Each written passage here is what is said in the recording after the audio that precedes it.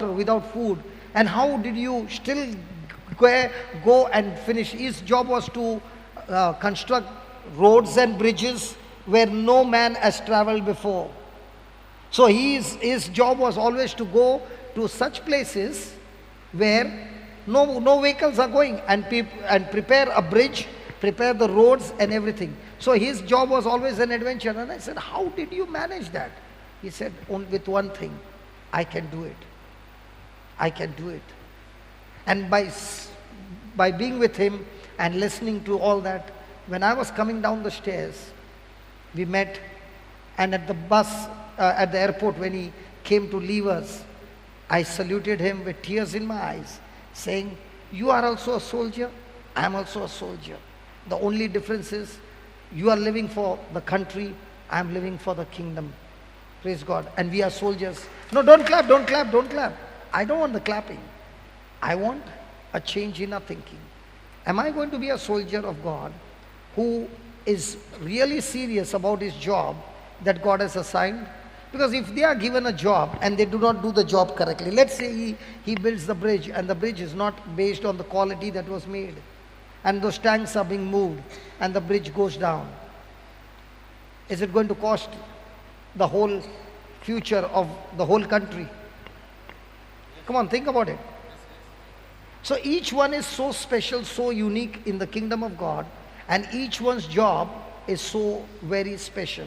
And that's why we as soldiers of God, we do not have a single holiday in our life. You know what's our adventure? Our pleasure? Our pleasure is to be in His presence. And in His presence, the Bible says, there is pleasure forevermore. In His presence, He will show you the path of our life, the purpose of our life.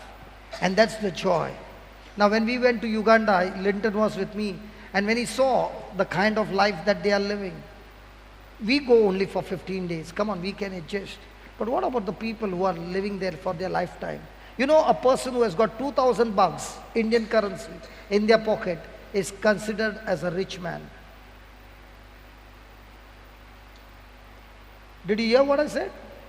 A person with 2,000 rupees in his pocket, Indian currency, is a rich man, because in that 2,000 rupees, he will get food throughout the month for him and his family. People don't even have that much. So, we as soldiers of God, when God has planted us in a country like this, providing everything for us, what is our contribution to the country? What is our contribution to the kingdom of God? Or are we going to be only soldiers to fill up the numbers? Or even after he got retired, you know, there were so many times called from the army that they have got a special assignment to come and finish the job. When you are a... For 2 years they called me again. After retirement, superannuation. At the age of 58, I was called for 2 more years. And this is special approval from the parliament. So when you are a soldier, God calls you for big missions. But if you're not qualified for small mission, how can He call you for bigger missions? Come on, soldiers. Let's be serious about our job. Thank you, Papa. Come on, let's give the Lord a big hand for that.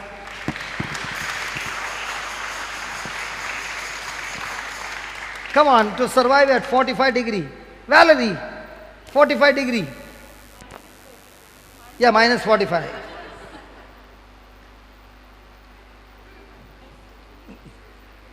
But looking at him, can you make out that this man has survived such kind of places?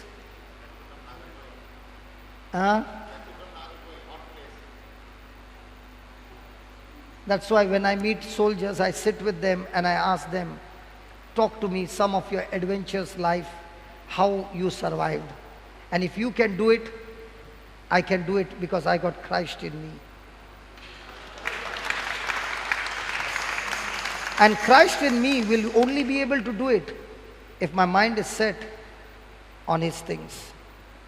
But this mind is so very selfish that he always wants to see his own comfort. Now at 45 degree minus, was it his comfort or looking at the comfort of the generations of this country? That's why it surprises me When Tendulkar hits a century or something, crores of checks are given. A person who shed his blood for the country, nobody remembers them. The world is full of corruption. A person who is genuine, everybody comes against. A person who is a fake, checks after checks, money after money is given.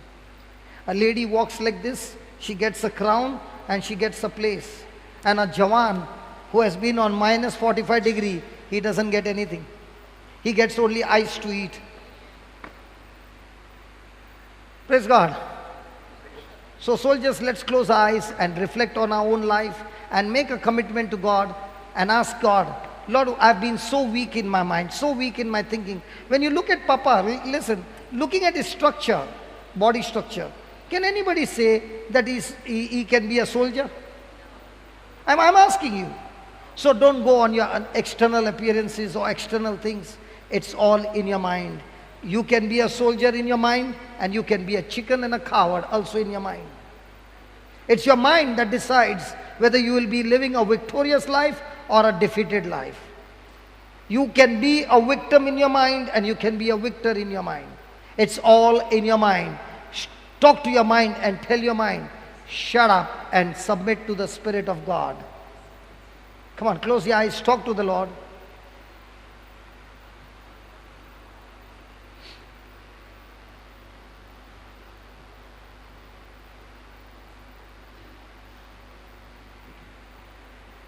Our mind is always thinking of comfort, pleasure, leisure, all the good things. Are we ready to renew our mind and set our mind on Jesus and look at His mind, set on to save and bring salvation to the whole human race? What kind of mindset do I have? To live my life for myself or to live my life for God? Come on, talk to the Lord, my friend. Every word coming out of your mouth has got power. And right now, as you're talking to the Lord and making a concrete decision, it's going to destroy every bondage and every fear that you have in your life. Your victory in life, your defeat in life is all in your mind. You make a decision. What do you want? You want to serve God? You want to serve the world? The world will give you pleasure, but steal all your stuff, kill you and destroy you. You want to serve God? You will die and leave your body behind, but yet you will be still living forever with God. Remember, you are not a citizen of earth, you are a citizen of heaven. You are only on transit. So let's change our thinking.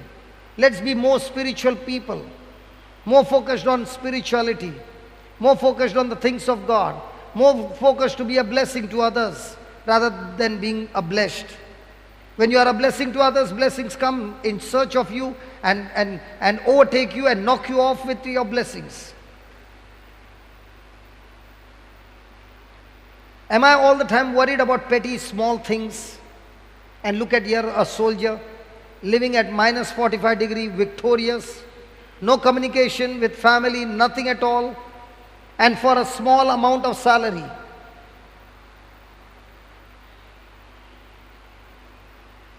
If he could live for his nation, we can also live for our nation, and especially for the kingdom of God. How many years we have wasted, and how many years are we going to continue to waste when we can see our fellow brothers and sisters not knowing the truth on the journey to death for all eternity? God has given you the power to build the bridge. You are the one God has given the ministry of reconciliation, that you can minister to people and God is going to back you up. Help you to build the bridge through Jesus Christ. Jesus is the bridge between earth and God. He is the mediator. And you are the person chosen by God as an ambassador who represents heaven on earth. Come on, my friend. Time is short and people are dying. What are you doing? Do you want a vacation? Do you want a holiday? I don't read in the Bible the apostles ever had a vacation or Jesus had a vacation. When you are in the army, you are serious about your call. If you are saying to God, God call me, God choose me, He is going to ask you, do you want a holiday or a vacation? And what will be your answer? There are no holidays in the kingdom of God. Every day is a working day. Day is working, night is working, every moment is working. As you are breathing oxygen, so are you serving the Lord. Father, thank you for this understanding. Thank you, Lord, for the ministry of reconciliation. Thank you, Lord, that you are not imputing our trespasses of our past. You have reconciled us to you, O Father God, through Jesus. And now you have empowered us that we too can lead people into the ministry of reconciliation and bring them to you so that their sins are forgiven, they receive salvation, and their generations are blessed. Lord, you have given us a very most beautiful, most powerful ministry on this earth. There's no job bigger than your job. Nothing more precious than yours. And I've been so selfish, thinking about money, money, money. But when I serve you, Lord, there will be not one thing lacking in my life. Because you said, when I seek you, when I seek your kingdom, when I serve you, your kingdom, your righteousness, everything else will be added unto me. Lord, all this time I'm focused on only all the other things. Teach me, O Lord, not to be selfish. Teach me, O Lord, to be like your son Jesus. Teach me, O Lord, to be like the apostles, the early church who were ready to be martyred for the kingdom. Teach me to be bold and courageous for all seasons. Lord, I've made my body so comfortable that my body is craving for more and more comfort, and my body has become lazy and make me do crazy things. From now on, I'm going to put pressure on my body and make my body work for you day and night and serve you. Like Paul says, I beat my body and bring it to obedience to Christ. Teach me, Lord, to be a soldier on 24 hours, 24 by 7, 365, always ready to serve you. In whatever situation, whatever ways, whatever hardships, teach me. In Jesus' name we pray. Amen? Amen. Praise God. Come on, let's give the Lord a big hand. Now, can we take a pause for 1 minute in silence and thank God for all those soldiers who sacrificed their life for us? Come on. Even in Sri Lanka, soldiers who gave up their life so that you could get your freedom. Come on. Let's close our eyes and thank God for the soldiers, not only for India, but soldiers around the world who are fighting against terrorism, who are fighting against the powers of darkness. Evangelists, pastors, preachers, priests, nuns, religious, serving the Lord in His vineyard.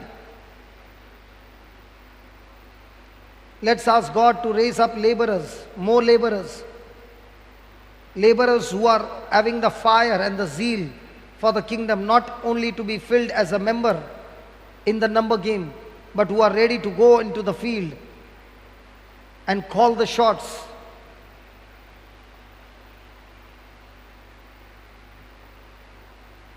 Let us remember all those people who have no food.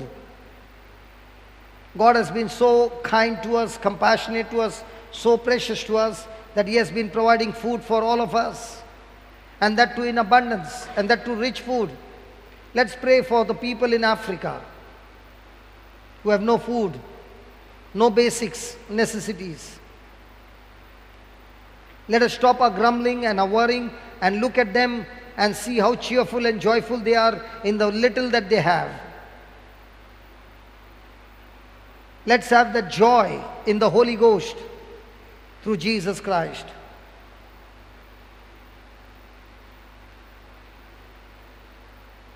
Thank you, Father, in Jesus' name.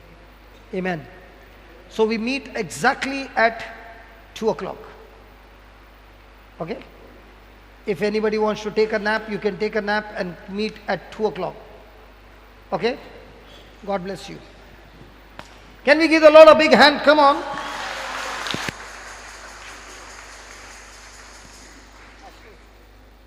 battery cheap. No, just look after the fans.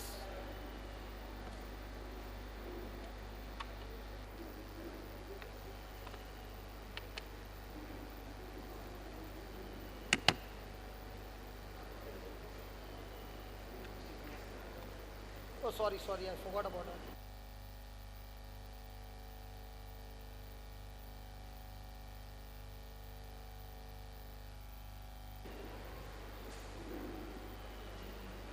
Marina.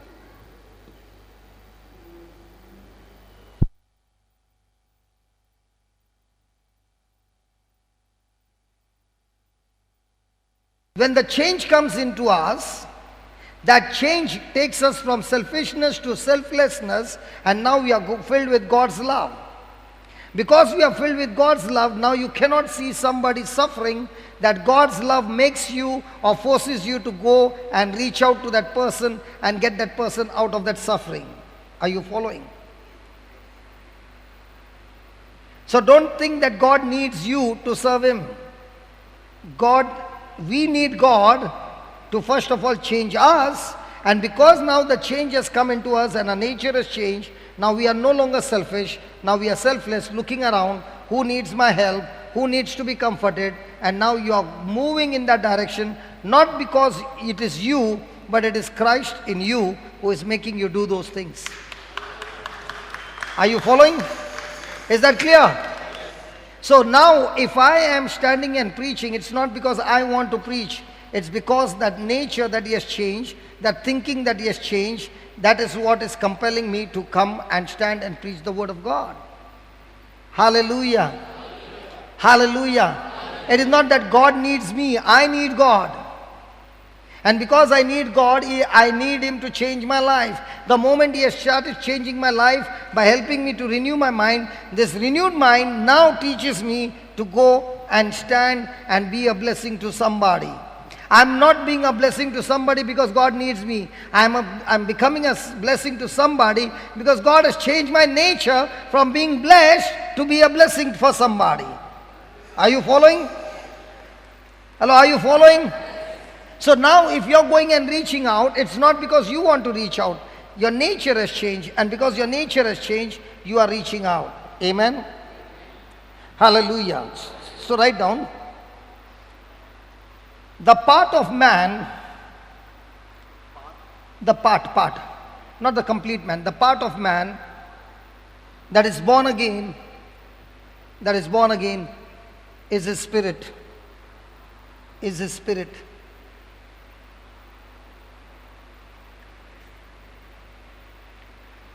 Man's eternal life, man's spirit receives eternal life. Man's spirit receives eternal life. Now, what is eternal life? Everlasting life. Okay. What is everlasting life? Living for? Come on, living forever. Now, that's not eternal life. Many people think eternal life means living forever, or everlasting life is living forever. A person in hell also is living forever. Eternal life is a life with God forever. No separation. Hallelujah. Eternal life is living my life with God forever. No separation. Hallelujah. Hallelujah. So when a person has got born again, what has he got? One is eternal life. Means what? Now he is no longer a rebel against God. He is a friend of God. He is longing for the things of God. Now he is not focused on himself. He is more focused on God. He is now not focused on God, what can I get from God? He is focused on God, how can I have a friendship with God who did so much for me?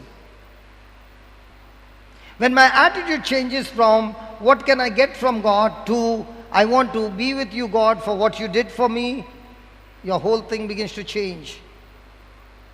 When I've got an attitude, what can I get from God? It's still selfish.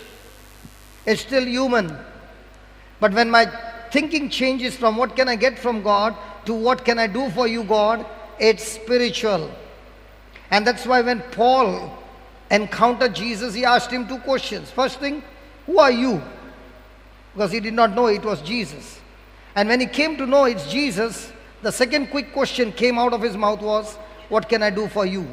And these two questions he kept asking all throughout his life, even though Jesus revealed to him so many times and so many inspiration and so much of knowledge and so much of understanding, he was still poor in spirit because he was saying, God, I want to know you more and have a more and more deeper relationship. And the more that relationship grew, the more he began to realize that I'm not going to receive from God now because I've already received. Now I'm going to use what I've received for the benefit of the kingdom and serve God as a bonded slave. A bonded slave is a person, when he has finished his period, the master releases him. So the slave, when he is released and given the freedom, he says, I don't want this freedom, I still want to serve you. So this slave is not a slave by force, he is a slave by his own choice. So Paul is saying, I am a bonded slave of Jesus. Means what? He has given me the freedom of choice to change my master and live my life for myself. But because I choose Jesus as my master, no matter how many years have gone, I still want to continue to serve him. A bonded slave only receives order from the master. He doesn't give order to the master. Now when we are praying, who is giving orders to whom? Hello, who is the master then in our prayers? Is Jesus the master? Or we have made him? Or we have made ourselves the master and are telling him, this is my plan and I want you to accomplish it. Hallelujah. Thank you, Jesus. Thank you, Jesus. So write down,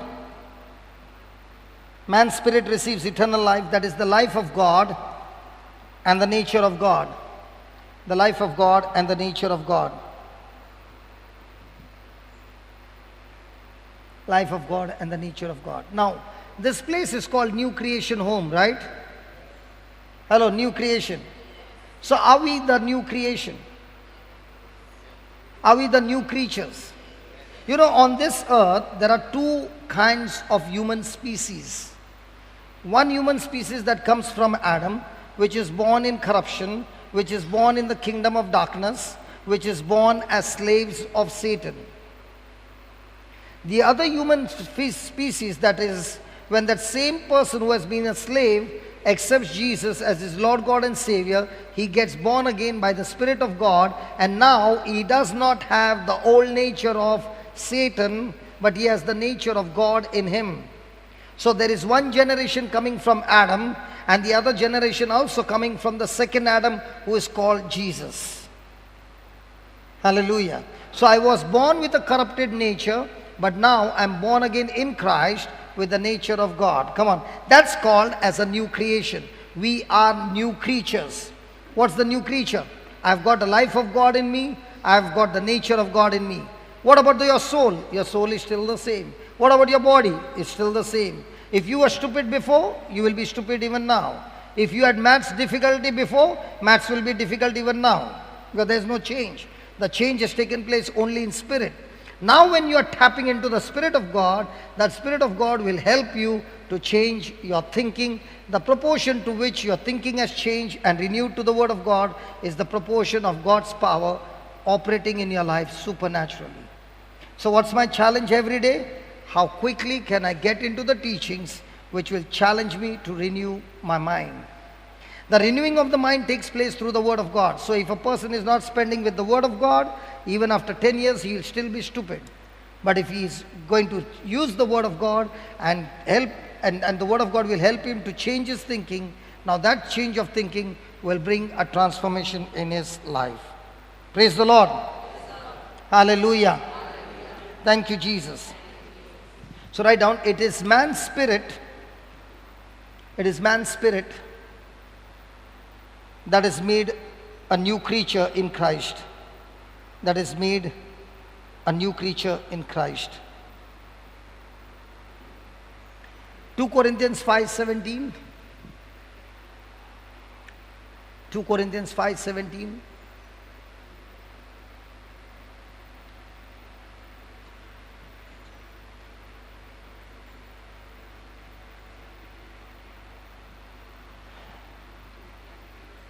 Just give me 16. Therefore, henceforth know we no man after the flesh. Yes, though we have known Christ after the flesh, yet now henceforth know we him no more. So, in other words, Paul is saying, the apostles, they actually lived with Jesus. They ate with him, they walked with him, they touched his body, they heard him. He was physically present with them. Yes? But he says, when Jesus rose again from the dead and is gone back to heaven, now we do not know Jesus in the physical, but we now know Jesus in the spiritual. In other words, he's saying, I did not have an opportunity to meet Jesus in the physical, but yet I met him in the spiritual. And when he spoke those words to me, I quickly believed in them. So here are a group of people who have lived with Jesus physical. Here is a person who is saying, I've never seen him in my life, but I've heard him, his words, and I chose to believe his words. Now what happened? When I chose to believe his words spiritually, I received him much more than the ones who received him physically. Are you following? See, many a times a thought will come, if only I was born during Jesus' time. Come on. And Jesus is saying, listen, even though you were not born during my time, I still want to tell you, I'm the same. I'm in the spirit. I'm here right now, here in our midst, because I'm the Lord who lives. I died and I rose from the dead, and therefore I'm a living God. And I'm with you in the spirit. And how will you recognize me? You will recognize me through my words which are written in the Bible. So when you are reading the Bible, it's not you are reading the Bible, you are reading words that God has actually and is actually speaking to you, which is coming out of his mouth. Hallelujah. So, St. Paul is saying, even though I did not meet him in the flesh, but I still, when I heard his words, I chose to believe him, and now I no longer know him in the physical body, I know him in the spiritual body. And when I chose to know him in the spiritual body, I received his spirit instantly, and I became a born again new creation. And the same Jesus who gave me the new birth, that same Jesus is able to give you the new birth the moment you make a decision to believe in his sacrifice for you on the cross. Isn't that easy? Come on, isn't that easy? Come on. See, when a person is of another religion, he is meditating and meditating and meditating and meditating to seek God. Okay? But when Jesus is saying, the moment you make a decision, in a fraction of a second, the Holy Spirit comes and makes you a new creature. And because now you are a new creature, your meditation on the Word, the Spirit of God will reveal to you inside secrets that a person will take years to understand. He will give it to you in a fraction of a second. Praise God. Hallelujah. I'll tell you, in my life, I was living a very bad life, an extreme sinful life. Okay? And when I was brought in depression with my memory gone and did not know my name, and I was brought there, and the Word of God was being preached. For the first time in my life of 33 years, I gave ears to listen to what was being spoken. And as the word was being preached, I made a decision, because that word helped me to recognize how sinful I was.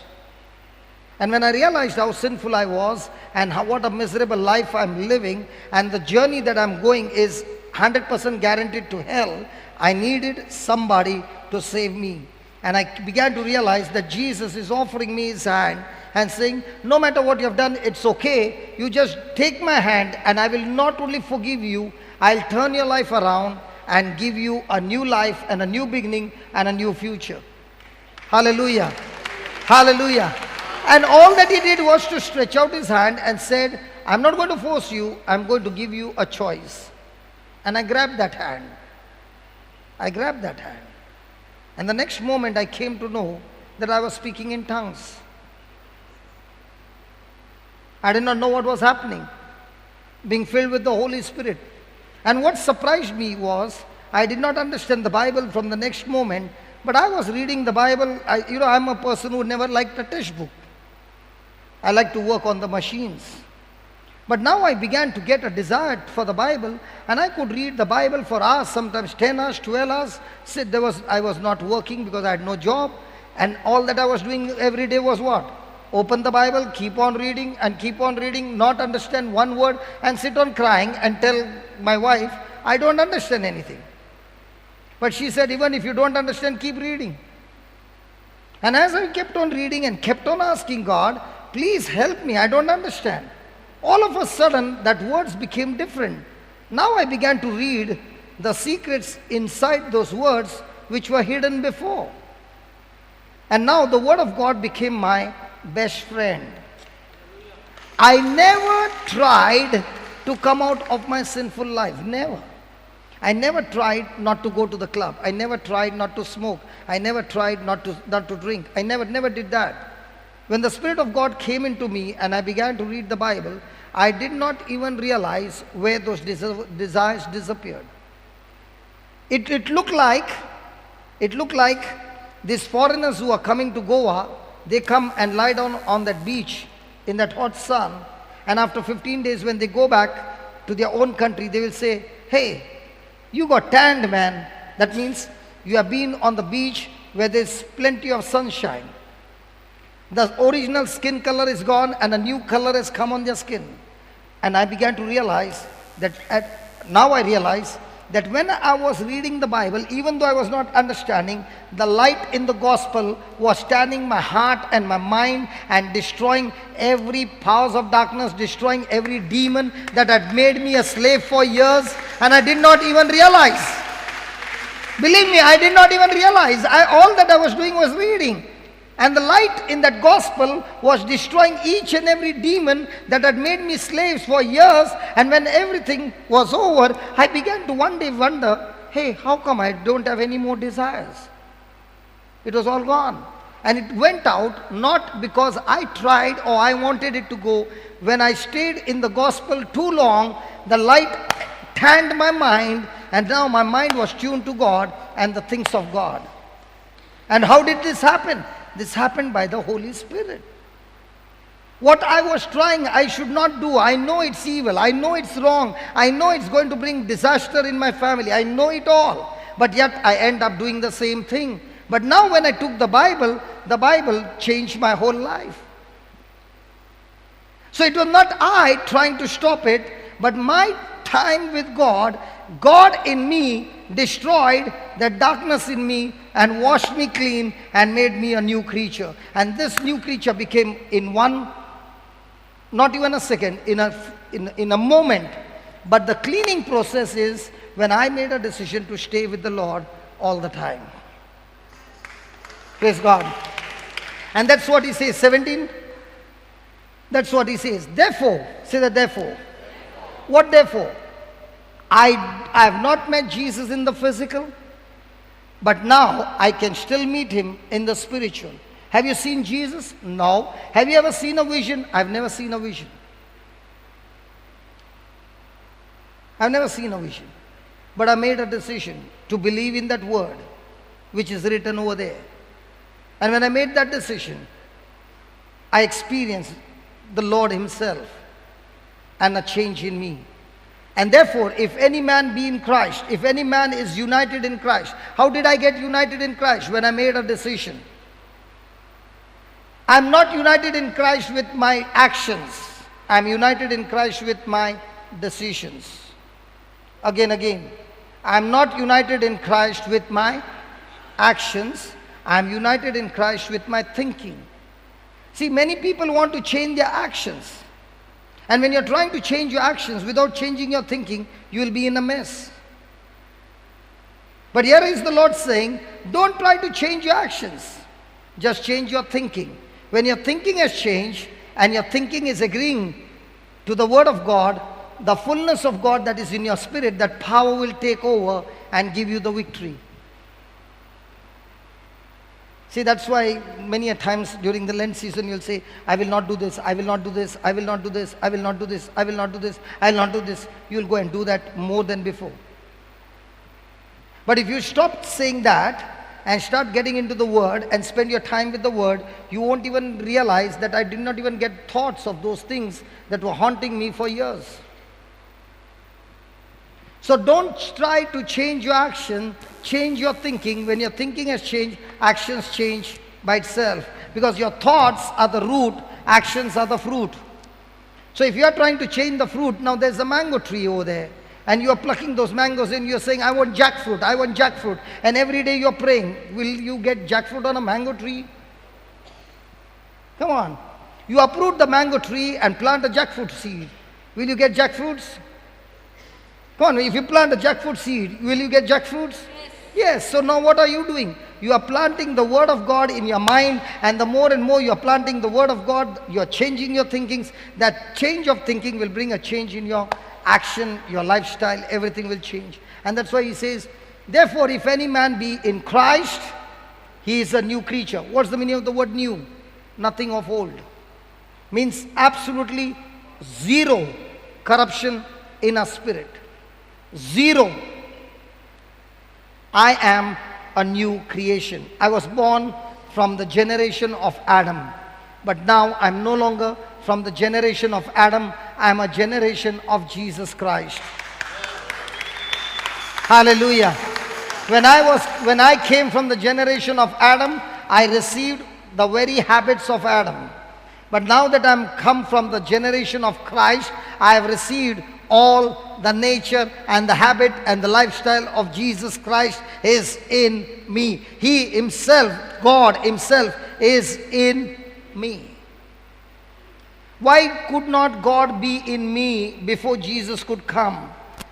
In the Old Covenant or in the Old Testament, the Spirit of God never came inside a person but came upon a person. That's why the Spirit of God would come and go. Why?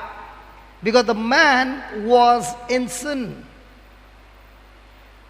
Sin was not dealt by animal sacrifice. But when Jesus came, he shed his blood, and by his blood the sins are forgiven, destroyed, never to be remembered anymore. And that's why our spirits are sanctified, purified by the blood of Jesus. And now God, who is holy, can come and dwell in our spirit, which has been made holy through the blood of Jesus Christ. Are you following? Hallelujah. So are you a new creature? Okay. I asked God, can you give me an example? How will I understand it? Okay, let's take for example, we are going from Bombay to Bangalore by bus, and the bus has stopped for dinner. Okay? And I'm the driver, the conductor, and I'm saying it's only 30 minutes break. The restaurant is on this side, and that side is the toilets, gents and ladies. Now you went over there and we had already crossed the border and everything was in Kannada. And all you Goan people, you all know Kannada very good. So when you looked at the alphabets, they looked like jalebis. Okay, you did not understand anything. And now you began to wonder, you went and stood there because on one side is gents and one side is ladies, but you don't know which one is who. And now if you go and take a chance and might be, you enter the long room, you will be in a mess. But there comes a rescue. Even though you did not understand the language, there was a poster of a woman and a poster of a man. Now I want to ask all you ladies, if on my left is the poster of the ladies and on the right is the poster of men, which one would you take? Right, very good. Left. Men, which one would you take? Right. Now, what would happen to a person who can read ladies, poster of a woman, gents, can read gents and a poster of a man, and is still standing over there thinking, where should I go? Because I don't know which one am I. Has anybody ever had this problem, which one am I? Now the same question God wants to ask you, do you have a problem to know that you are a new creature? When you know who you are, you will not go and ask somebody, should I go here or should I go there? You will go in that direction and follow with your action. But when you do not know who you are in Christ Jesus, you are confused, and in that confusion, we live a life not knowing who we are in Christ Jesus. That's why our problem is not that God is not giving us, not that God is not healing us, not that God is not providing us, not that God is not delivering us. No, no, no, no, no. He has done it all. The problem is not on His part. The problem is on my part, because I don't know who I am in Christ Jesus. And how will I know? Okay, let's say a person went on a cruise. John David and his wife went on a cruise. He's saying, God bless you, brother. When am I going? Praise God. Okay, this time John went alone. So John and Jude planned to go for a cruise, and they were in two separate rooms, and Jude is every day enjoying, and John is also enjoying. But when the dinner time comes, breakfast time comes, lunch time comes, he tells Jude, please excuse me, I'll meet you after lunch. And Jude is always thinking, he's a very, very free person, and he's saying, come on man, sit, we'll have lunch together. He's saying, no, no, no, no, no, no, I've got some work. And he's been doing it for 15 days on the cruise. And Jude is saying, come on, let's have it together. John is not sitting with him. Why is John not sitting? Because in John's mind is, Jude is first of all so mota. If he sits there and he eats, how much will the bill come? So he is avoiding Jude. And when he's coming, he has brought canned food. So he goes to his room, locks his room, and he's eating those canned stuff. On the last day before they get down, it's the last dinner. So Jude says, come on, yeah, today don't go, please. Don't worry, I am with you. So when he says, don't worry, I am with you, John begins to interpret that means he is going to pay the bill. John is very smart, he knows how to interpret. So they both go, and John, for 15 days he has not eaten. He is eating like, and Jude is so happy to see him eating. And then comes the time, John has finished, he's washed his hands and all that, and he's waiting, and he's saying, Jude, can I share the bill? Jude, can I share the bill? And Jude is saying, what bill? No, we had dinner now. And Jude says, what are you talking about? No, we just had this food just now. The bill has to be paid. And Jude says, listen man, the day you paid for the cruise, everything was in house. So Jude is asking, so all these days what did you do? I went to my room and I was eating the tinned canned food, but when I was coming back, I was looking at your stomach going out, and then in the evening going in, and then in dinner time again coming out. I was thinking, this fellow is enjoying, but how can I tell? I had limited money. And Jude began to say, everything was on house. The same thing Jesus is saying, the day you met me and made me the Lord of your life, the whole cruise from now on is on the house. You don't pay.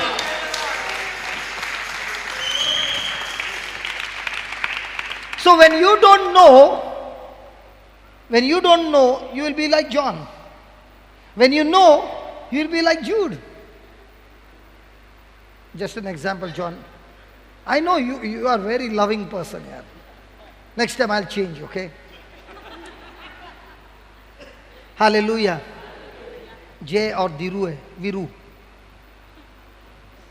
J or Viru. Sholay का एक अमिताभ बच्चन एक Dharmendra. Hallelujah. So if I do not know, now when John had bought the tickets, were there all those things printed and given to him? Now did John take the labor to read it? No. What about Jude? He read every line, and especially food on the house, he highlighted and kept it there. So the next time the bill comes, he can show, hey, listen, it's written here.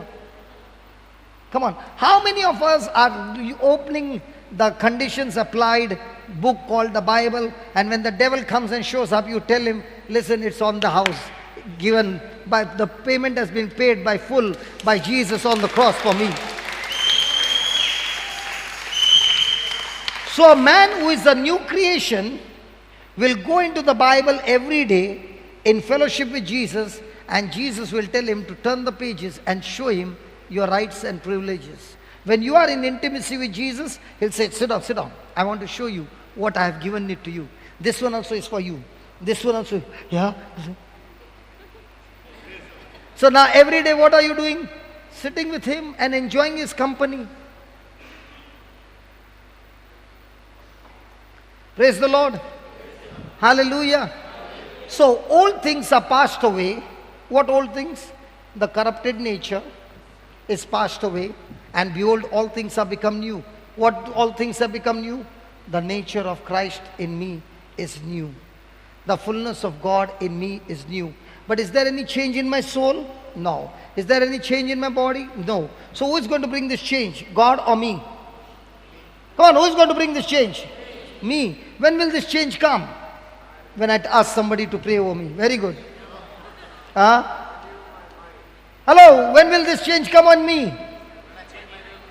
When I change my thinking. So tap your friend beside you and tell your neighbor, change your thinking.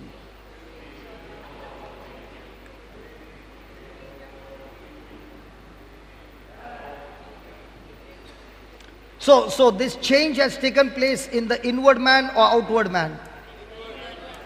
So which man is getting renewed daily? Which one is getting old? Where are you spending more money? Where are you spending more time? Where are you going for a different style? Hallelujah. Thank you, Jesus. So write down. I am a new creation. I am a new creation in my inward man.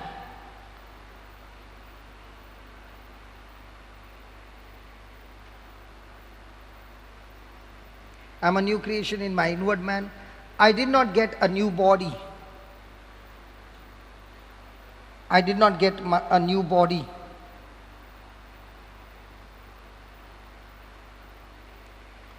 Next line, please, in capital letters, please. Please, in bold capital letters, underline, highlight, color, crooked lines, straight lines, full stops, commas, whatever you want to put.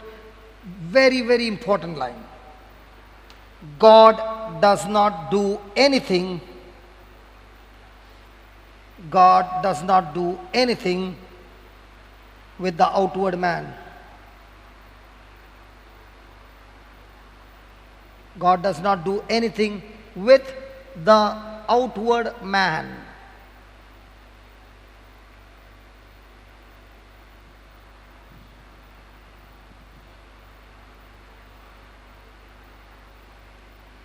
Praise God. Very, very strong statement. So who is going to do anything with the outward man?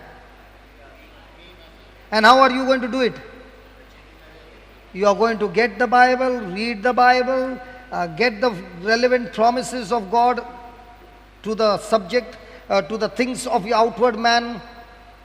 Renew your mind, believe that word, move into action, and now that change will take place in your outward man. So is God responsible or am I responsible? So what has God done? God has changed my inward man.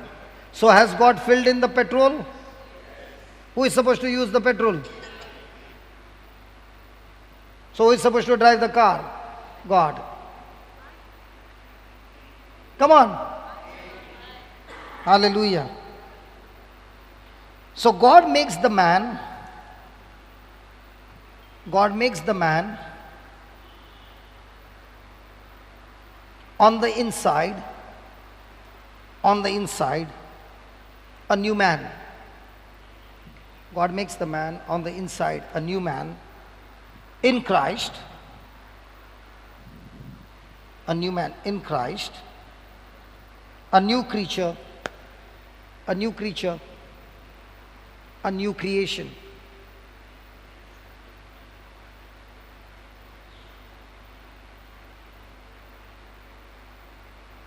Finished?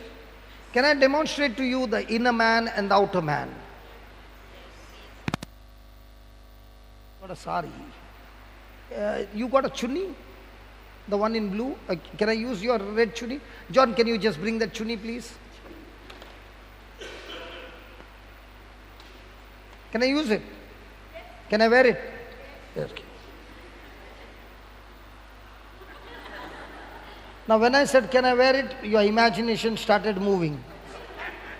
Okay, now, does this chunni or this cloth have any life? No. Now I take this cloth, okay, and I put my hand under it. Now can I move it to my right and to my left? Now is the cloth moving? Now who is moving this cloth? My hand on the inside. Now the same thing God is saying, I have come and I'm dwelling in you, in your spirit, on the inside. And if you give me the liberty to have a hold on your mind, then just as this cloth which has got no life, but when I move my hand, it gets life to move around. In the same way, my spirit dwelling in you and you agreeing to my word, now I in you will start moving your body in a direction that you never ever thought of.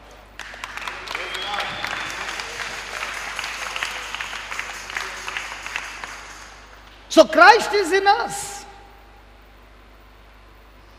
This cloth can remain here for the next 10 years. Nobody touches it. It's useless. But the same cloth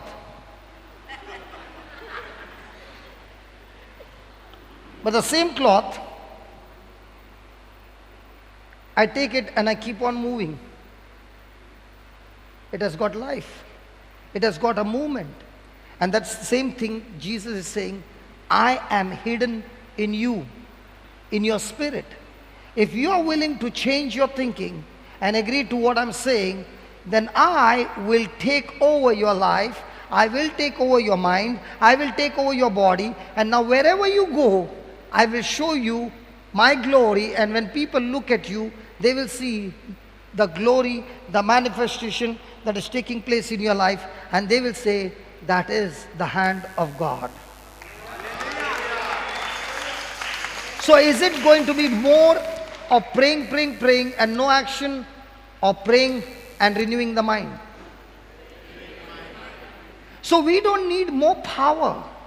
We need to spend more time with the Master, understand what he's saying, and start renewing our mind and take a decision. God, if that's what you're saying, okay, I'm going to do it. I remember a lady who had a problem with one of her relative. And the husband was very close to this relative. It was his cousin sister. And the wife had a problem. So the wife never would allow the husband to go to his sister's place. And it went on for years.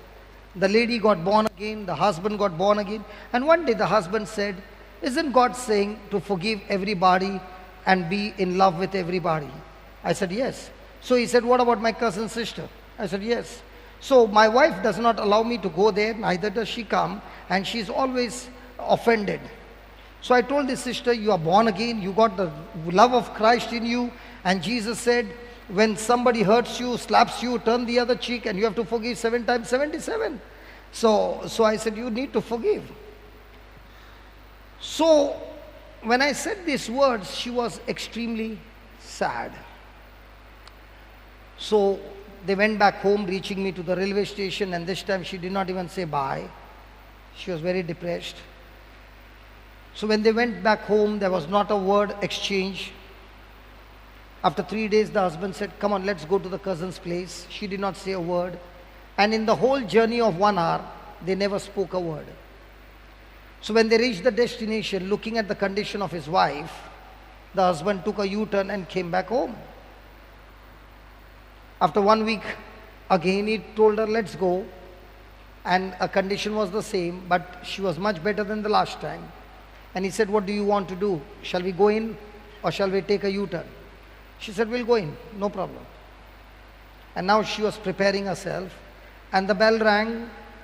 The sister opened the door, looked at the husband, her cousin, and wished him and called him inside.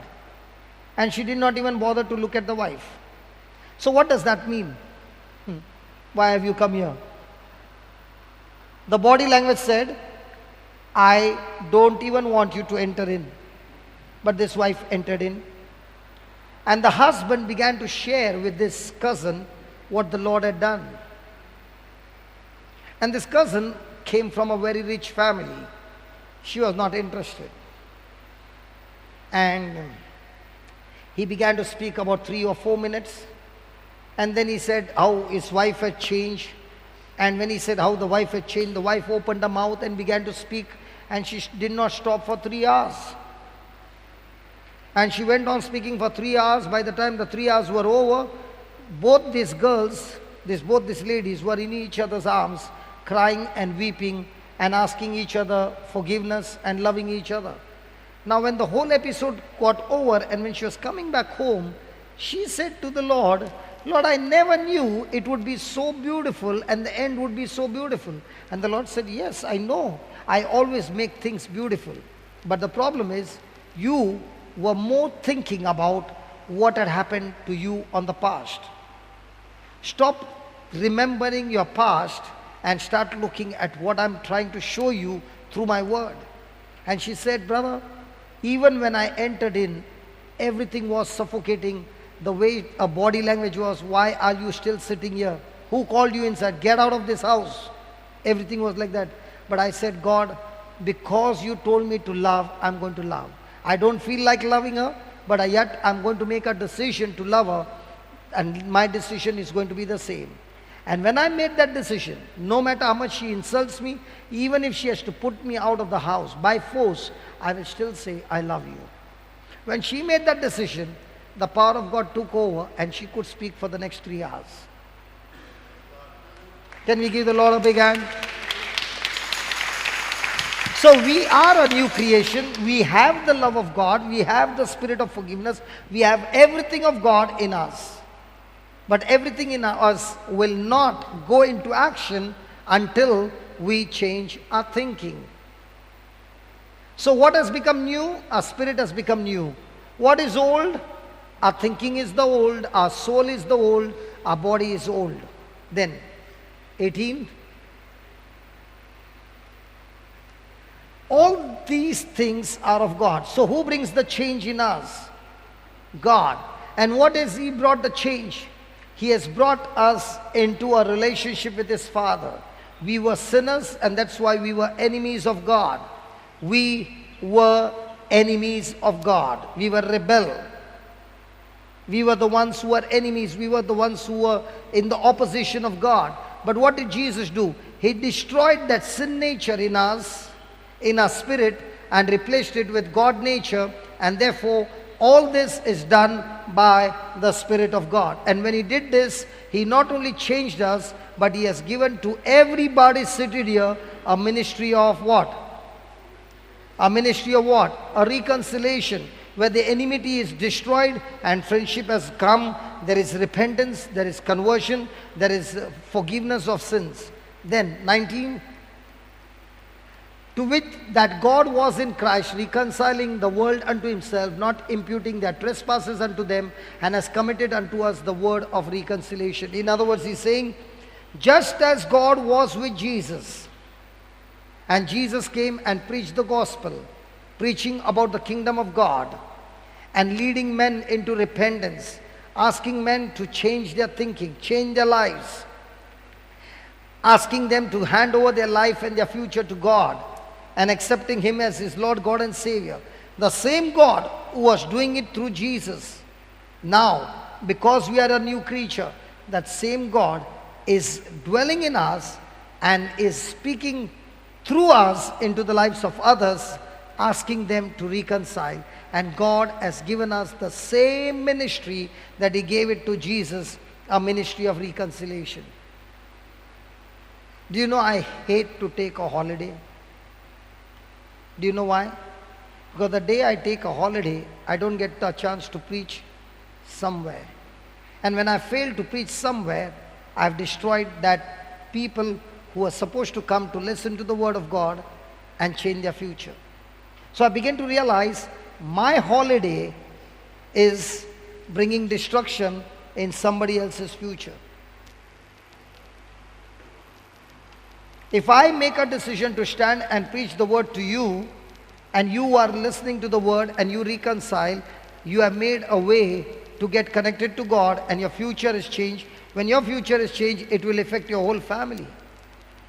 So when the day you realize that you are so much precious to God, that God, through his son Jesus, was pleading to the world to reconcile, that same God is even today talking to us and saying, can you go to my people like I send my son, I'm sending you. Can you go and speak to the people what I've done in your life and what my son Jesus has done for them? And if they are able to reconcile, you are taking these people to heaven, the very people who are going to go to hell. Now ask a question to ourselves. What is my main business in life? What am I living for? What's my business? To get money? Or my business is what God has done in my life through somebody preaching to me Christ, and I have received this free gift. What am I doing with this gift? Using this gift to get more money, or using this gift to get more souls for the kingdom? Ask a question to yourself. Do you want the pleasure that this world... You know, in my life I made a mess. When I was in Goa years back, we were all sleeping in a retreat house at night. And there was a boy who was sleeping next to me. And he said, you know what? In Goa you can go fishing, man. And amazing it's to do fishing. Now what did he do? He planted a seed in me. And there were a lot of people who had come from Bombay, there were people who had come from Baroda, people had come from Mangalore, people had come from different places, and we were having a retreat only for the team members. You know what I came up with the idea? Tomorrow we are not going to have a retreat, everybody can go for all Goa darshan. So booked a bus and sent them off. Why did I do that? Did I want them to go for sightseeing? No. My intention was that I can go fishing. I did it. No joke, I did it. And I put them in the bus and they went there, and I ran to Sequeira to do fishing. And in that rocks, sat down from morning to evening and got 2 fish. Now listen carefully. In the evening when I got those 2 fish, God began to speak to me and said, you spent the whole day today for these 2 fish. Now you check what is your value. Your time spent for these 2 fish, or your time which you would have spent with those people who had come all the way to listen to the word of God. Which one is a profit to the kingdom? I sat down there and I cried and I cried and I cried that I was literally weeping there, and I said, God, never again will I ever do that. Please forgive me. And these people who had gone there, somewhere the news leaked that brother has gone fishing. Okay? They took the same vehicle and they came to Sequeira in search of me. Now, am I not put into total shame? I went on my knees with my hands folded and said, I have done a blunder. I wasted your one day. But God is merciful. Can we just have a small session here? So somebody offered their house and we were all there. And we started at around 8:30 in the evening. Dinner was not served. We said we'll make a small prayer and then we can have dinner, and we started. And the meeting did not get over till 4 o'clock in the morning. Everybody crying, I was crying, and God touched everybody. And I said, God, what I wasted in the whole day, when I pleaded with you and acknowledged my mistake, and I asked your forgiveness, Lord, you touched all those people, and the people were touched so mightily that their lives changed. And from that day on, if anybody is putting a bait, come let's go this, come let's go that, I am on business. Military man, when you are on a job, do you get involved in anything other than your job? Impossible. You are saying impossible. Supposing there's a call from home, still on duty. Supposing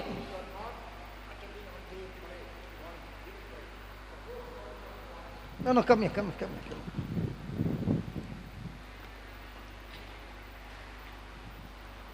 Just keep this on. It's better to ask the military man. How many of you are believing you are a soldier of God? Okay, soldiers, listen to this soldier.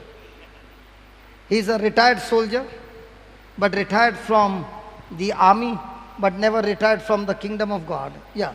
Tell us about, I'm going to ask you questions, okay? Because if I give you the mic, I won't get the mic. Okay? I'm going to ask you questions. Did you serve in the Indian Army? Yeah, For how many years? for almost 33 years. So what age you entered the army? It's 24. At 24? Yeah. Okay. Now, when you are on a job and you are, supposing I'm the officer, Okay.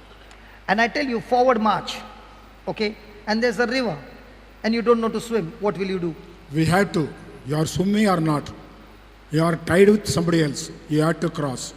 There is no looking back. Even though you don't know to swim? No. You So, have to make method. so if I say forward march, you will still go? Yeah, you see, there are other methods. You don't swim. You take a wood, put somebody. You be on that. Somebody can pull But you will Some still do- get into the water. Yeah, you are get in the water, put a rope. There are so many methods out there. To But cross you it. will still cross the You road. have to. But Okay. you can make complaint after completion of your act. But before completion of the act, you are going to die. No, you cannot die. You have to make No, up no, your no, no, mind. no. Let's say Frank is from the opposite side. Okay. Frank and Cyprian are our enemies. Okay? Just an example. And you are the Jawan, Okay. and I tell you forward march, Okay. and you got one small pistol. Okay. Will you still go? Still, But you will be killed. yeah, cannot think. That's why very, very intelligent people will not be taken. They should not think. So listen the word of God. As we say, listen the order. So the officer says forward march, you will forward. Yeah, exactly. Even if you have to die. Exactly. There's no We doubt. also, the soldiers of God, we also do the same. When Jesus gives us a command in the Bible, we also march forward. Now, are there any soldiers? Hey, come on. Following the orders or giving the orders? Has it happened that you give the orders to the commanding officer? We cannot. Huh? We cannot. Never. Never. You cannot question. Okay, one more last question. When you joined the army, okay, and they give you some exercise, let's say I'm saying, run this garden till I tell you to stop, Yeah. okay? Yes. And you are running, and you got tired. Now what will you do? I will fall down. So when you fall down, what will the officer do? I'll get the kick. Get up and walk. Kick? On No, the back. no, really kick? Yeah, really kick. On the Really? back, yeah. You have to walk. Till he tells complete, stop, you cannot stop. Now what if I don't get up? I'm tired, I can't get up. You have to march. There is no question. So You'll be taken to the hospital. now let's say If you I'm cannot, a little stubborn and disobedient. What will he do? punishment. What will be the punishment? Punishment can depends upon the action. Whatever he has done, what he has So failed to do. I was told to run. So now what will be the punishment? Some sort of punishment. Still to punishment. He will give me a bag. Sometimes he can give a bag with a brick, 2, 3, 5, like that. And now If again not he will that, tell me to run. Yeah. And if I, Till he is satisfied. but when I'm not able to run without brick. You have to make up your mind. Say that again. You have to make up your mind. So when a person joins the army, he joins with his choice. Yeah. To come out is his choice. If he is coming out of the choice, he caught, he'll be court-martialed.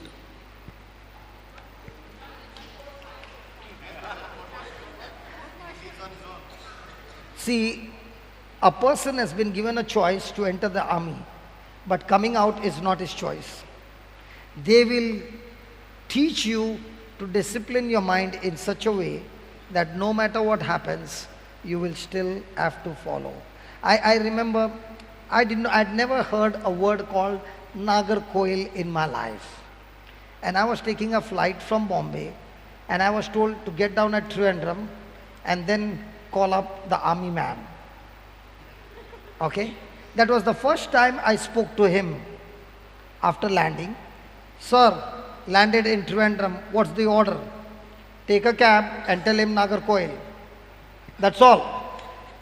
Now I don't know where it is, I don't know. And now we told the cab fellow, stop at the nearest hotel. Okay? And we have landed at 1 o'clock at night. And that too in a big city called Trivandrum.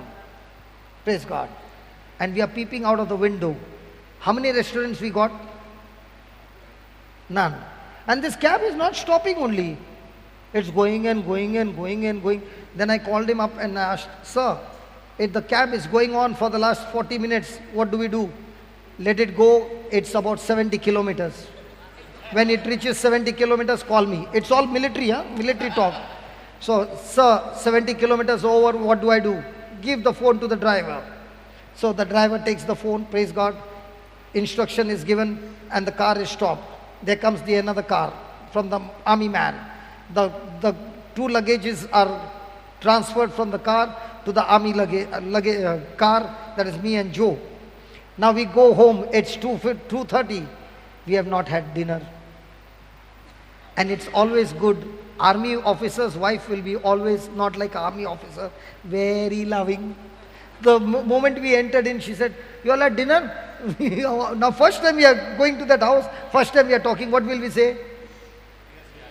No, we were shameless. No, we did not have.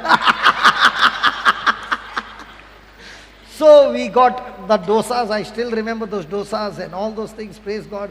It was amazing. I finished my job and I was coming down the stairs. And the Lord spoke to me very clearly that day and said, in whose house are you staying? I said, I'm staying in a soldier's house. A soldier who has served the country boldly, courageously, faced. Up to what temperature you were staying? Oh, minus 45 degrees centigrade. Minus 45. Minus 45 degrees centigrade, he has survived over there. For how many months? 2 years almost, 2.5 years. 2.5 years. So you know these people have come through such kind of journeys. And every time I go to Nagarkoil, I have one teaching from him. Tell me more about the army. How did you all survive?